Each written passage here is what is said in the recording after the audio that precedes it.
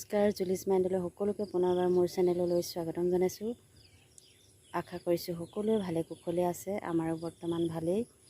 এইকেইদিন খুব গৰম পৰিছে আৰু বৰষুণ একেবাৰেই নাই। বৰষুণ নোহোৱাৰ ফলত আমাৰ গাঁৱৰ অৱস্থা, খেতিৰ কি অৱস্থা হৈছে সেয়াকে আপোনালোকক অকণমান দেখুৱাব লৈছোঁ। আমাৰ খেতি পথাৰ একেবাৰে শুকান হৈ মাটি ফাটি গৈছে আৰু কঠীয়া ইতিমধ্যে এমাহতকৈ বেছি হৈ গ'ল, বুঢ়া হৈ গৈছে। কঠীয়াবিলাক ৰুব পৰা নাই। সেয়াকে অকণমান মই চাবলৈ আহিলোঁ আৰু আপোনালোককো অকণমান দেখুৱাব লৈছোঁ। তাকে এয়া আমাৰ পথাৰ আৰু সৌফালে আছে আমাৰ ঘৰৰ লগতে লাগি আছে পথাৰ। আৰু পথাৰ এতিয়া একেবাৰে ভৰ খেতি হ'ব লাগিছিল, কিন্তু এতিয়া মানুহে ৰুব পৰা নাই। একেবাৰে পানীৰ অভাৱত পথাৰ একেবাৰে শুকাই দলি চপৰা নিচিনা হৈ আছে। গাঁৱৰ সকলোৰে একেই অৱস্থা। আৰু প্ৰথমে মই কঠীয়াতলিৰ পৰাই ভিডিঅ'টো আৰম্ভ কৰোঁ।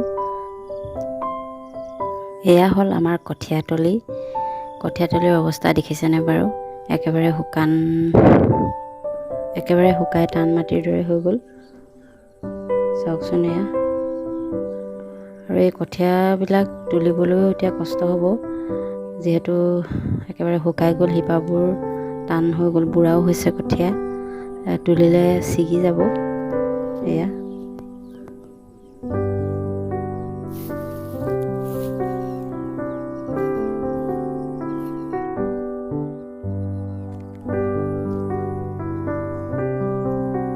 আৰু যদি 6-5 দিনমান এইদৰে গৰম হৈ থাকে, বৰষুণ যদি নিদিয়ে, তেতিয়াহ'লে হয়তো আমাৰ গাঁৱত খেতি কৰা আৰু সম্ভৱ নহ'বই। আমাৰ বাৰু কেইডৰামান ৰোৱা হ'ল, কিন্তু বহুতৰে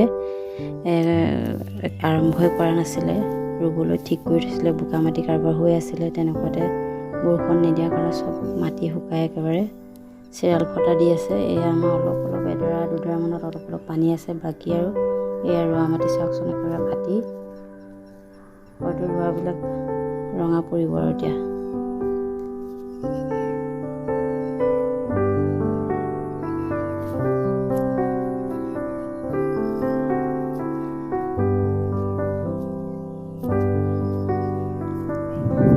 আৰু এই ৰুই থকা দাঁতিতে এইকেইডৰা চাওকচোন, এইকেইডৰা বাৰু পানী হ'লেও কেতিয়া ৰুব পৰা সম্ভৱ নাজানো। আৰু কঠীয়াটো নহ'বই, কঠীয়া বেছি বুঢ়া হৈ যাব। কি হ'ব এইবাৰ খেতি, হয়তো গাঁৱৰ ৰাইজে কৰিব নোৱাৰিবই নেকি।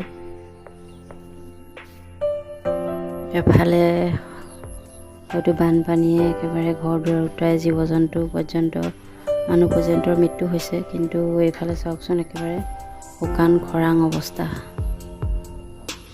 মুঠতে দুৰ্যোগৰ দিন আহিল। আৰু আপোনালোকৰ ফালে বাৰু, যিসকলৰ খেতি আছে, খেতি কৰিব পাৰিছেনে বাৰু?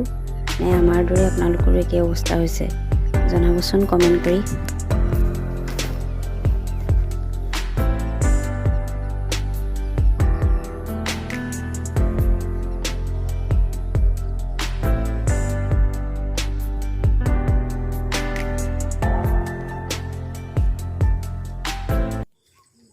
খেতিৰ দুৰৱস্থা দেখিলেই, খেতিৰ লগতে আপোনালোকক আমাৰ ঘৰৰ আৰু এটা বস্তু দেখুৱাম, যিটো আৰম্ভণিতে একেবাৰে দুখ লগা অৱস্থা হ'ল। আমাৰ ঘৰত নতুনকৈ ব্যৱসায় এটা আৰম্ভ কৰিবলৈ দিছিলেহে, কৰিম বুলি নতুনকৈ ব্যৱসায় এটা। আৰু সেয়া চাওকচোন, মোৰ পিছফালে দেখিছেনে বাৰু? ব্ৰইলাৰৰ ফাৰ্ম খুলিম বুলি ভাবি ঘৰটো বনোৱা হৈছিল, কিন্তু ইয়াত দেখিলে পালখন একেবাৰে ফাটি চিটি শেষ হৈ থাকিলে। অলপ বতাহ দিছিলে, বতাহৰ ফলত পালখন ফাটি গ'ল। আৰু এতিয়া ৰ'দ পাই একেবাৰে টুকুৰা টুকুৰ হৈ পৰি আছে, ফাটি চিটি শেষ। খেতিৰ হ'ল সেয়া অৱস্থা। পথাৰত পানী নাই।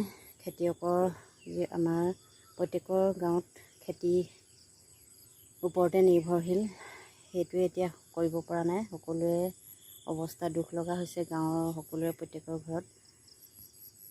আমাৰ দুডৰামান ৰোৱা হ'ল, কিন্তু সেয়াও এতিয়া ৰোৱাবিলাক ফাটি গৈছে।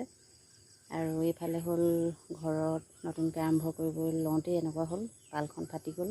ভালেমান পইচা নষ্ট হ'ল বুলি ক'ব লাগিব।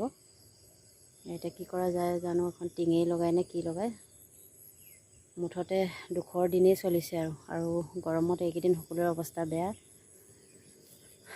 আৰু এতিয়া গধূলি হৈ আছে। আজি ভিডিঅ'টো ইমানেই। মই আমাৰ গাঁৱৰ খেতি পথাৰখনৰ কি অৱস্থা সেয়াকে আপোনালোকক অকণমান দেখুৱালোঁ। ভিডিঅ'টো যদি ভাল লাগে তেতিয়াহ'লে লাইক কৰিব আৰু কমেণ্ট কৰি জনাবচোন আপোনালোকৰ ফালে খেতিৰ অৱস্থা কেনেকুৱা। আমাৰ হ'ল এয়াই। আৰু ভাল লাগিলে লাইক কৰিব, কমেণ্ট কৰিব, শ্বেয়াৰ কৰিব। আৰু যিসকলে মোৰ চেনেলটো প্ৰথমবাৰৰ বাবে চাইছে তেওঁলোকে প্লিজ মোৰ চেনেলটো ছাবস্ক্ৰাইব কৰিব আৰু কাষতে থকা বেল আইকনটো প্ৰেছ কৰি ল'ব। আজিলৈ ভিডিঅ'টো ইমানতে সামৰণি মাৰিছোঁ। পুনৰ অন্য এটি ভিডিঅ'ত লগ পোৱাৰ আশাৰে। ভিডিঅ'টো শেষলৈকে চোৱাৰ বাবে বহুত বহুত ধন্যবাদ।